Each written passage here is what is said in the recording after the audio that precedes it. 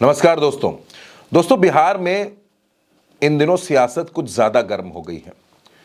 नीतीश कुमार की पार्टी के नेता अब दो धड़ों में बंट गए हैं, दो विचारधाराओं में बंट गए हैं और बड़ा वर्ग उन लोगों का है जो एनडीए के साथ रहने पर राजी नहीं है। इस वजह से नीतीश की पार्टी में भी झगड़ा बढ़ता जा रहा है। अगले साल बिहार में विधानसभा चुनाव होने हैं, लेकिन उससे पहले नीतीश कुमार का लवकुश समीकरण गड़बड़ा गया है।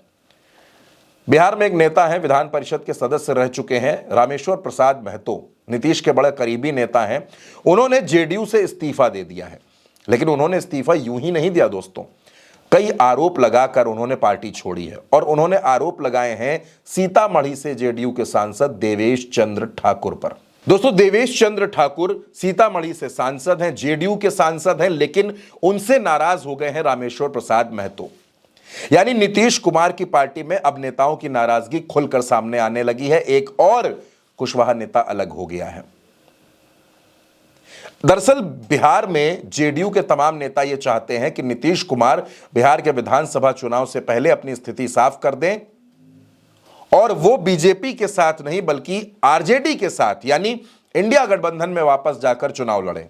अब दोस्तों, नीतीश कुमार और तेजस्वी यादव के बीच पिछले 2 दिनों में जिस तरह से इशारेबाजी हुई, उसके बाद से भी बिहार का सियासी तापमान कुछ बढ़ा हुआ है। और अब जब पूर्व एमएलसी रामेश्वर प्रसाद महतो ने इस्तीफा दे दिया, बिहार में नीतीश कुमार की पूरी सियासत लवकुश समीकरण के इर्द गिर्द घूमती है। यानी कोयरी और कुर्मी मतदाता इनके इर्द गिर्द घूमती है। और अगर ऐसे में इसी समाज से ताल्लुक रखने वाले नेता पार्टी का साथ छोड़ने लगेंगे तो फिर नीतीश कुमार के लिए बड़ी मुश्किलें होने वाली हैं।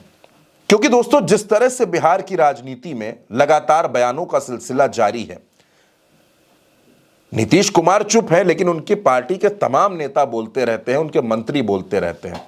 ललन सिंह का बयान आपने देखा ही था, किस तरह से उन्होंने एक अलग लकीर खींचने की कोशिश की, फिर उसके काउंटर अटैक में जमा खान उतरे। और अब रामेश्वर प्रसाद महतो जो बड़े नेता हैं, उन्होंने नीतीश का साथ छोड़ दिया है। हालांकि उन्होंने नीतीश कुमार पर कुछ नहीं कहा। उन्होंने कहा कि नीतीश कुमार पर कोई एक नए पैसे का आरोप नहीं लगा सकता, लेकिन असल में नीतीश कुमार मिसगाइड हो गए हैं।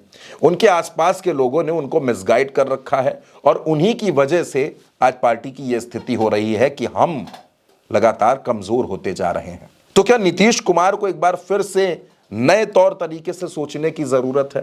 दोस्तों, मैं बार बार कहता हूं कि बिहार में सत्ता परिवर्तन नहीं होता है, बिहार में विपक्ष परिवर्तन होता है।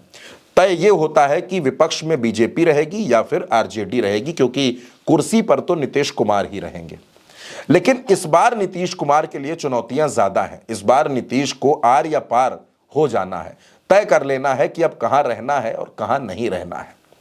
तो नीतीश कुमार जब ये तय करेंगे तब तय करेंगे, लेकिन फिलहाल बिहार में उनकी पार्टी के नेताओं का नाराज होने का सिलसिला शुरू हो गया है और इसकी शुरुआत रामेश्वर प्रसाद महतो के साथ हुई है।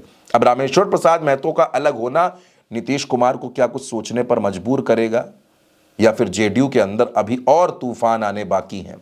दोस्तों, इस खबर पर आप अपनी राय जरूर दीजिएगा और उल्टा चश्मा यूसी को सब्सक्राइब करना बिल्कुल मत भूलिएगा। नमस्कार।